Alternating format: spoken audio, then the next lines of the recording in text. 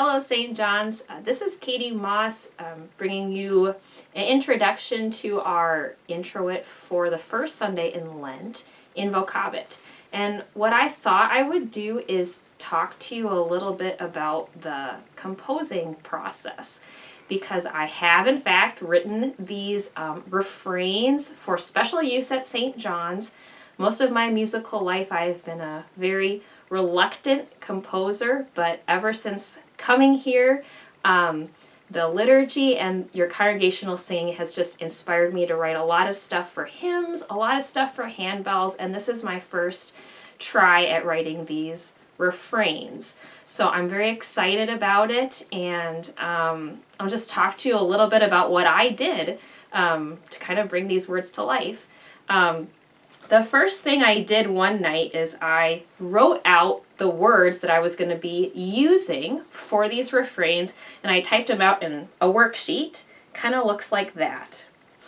I also wrote on the top of my page what the hymn of the day was, because that's such an important part of our service, and I thought if there was any way to connect the introit musically to that hymn of the day, that might be something worth remembering. The first thing that I did when I wrote these, when I was thinking about the music, was to think about the rhythm. As church musicians, our primary goal is to clearly communicate the Word of God, the words of our liturgy, and the rhythm that you sing words in is the most important part of that.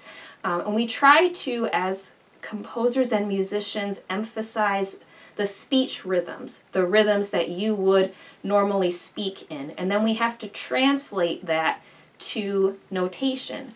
And one of the tricky things about writing these refrains is that they are prose text, so they're not poetic texts.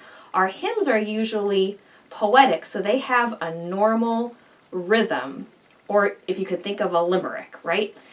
There were once 2 cats of Kilkenny. Each thought there was 1 cat too many.